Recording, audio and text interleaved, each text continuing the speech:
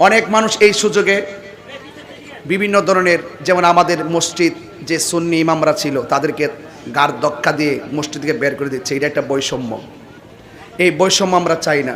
আমি মনে করি যার যার মসজিদে সে নামাজ পড়াবে, কেউ গিয়ে জোর করে মসজিদ দখল করবে, এটা সোনার বাংলা হতে পারে না। অনেকের দেখেছি অনেক মাজারে আগুন দিয়েছে, এটা সম্পূর্ণ ঘৃণিত কাজ। যেই সমস্ত দুর্বৃত্তকারীরা বাড়ি বাড়ি ডাকাতি এবং অগ্নিসংযোগ এবং ভাঙচুর এবং মাজারে আগুন দিয়েছে, তাদেরকেও অন্তর্বর্তীকালীন সরকার অনতি বিলম্বে সুষ্ঠু তদন্তের মাধ্যমে বিচার আওতায় আনতে হবে। কথা বলেন ঠিক কিনা? এই জন্য আমি টিভি চ্যানেলের বিভিন্ন জায়গায় দেখেছি মন্দিরে হামলা করেছে কে, পাহারা দিচ্ছে কে, সবই নিউজ হয়। কিন্তু আমাদের আল্লাহর ওলিদের মাজারে যে আগুন লাগাইছে, এই পর্যন্ত কাহারও মুখ দিয়ে একটা নিন্দার কথা শুনলাম না, কোনো নিউজও দেখলাম না। কথা কোন ঠিক কিনা? তাহলে এই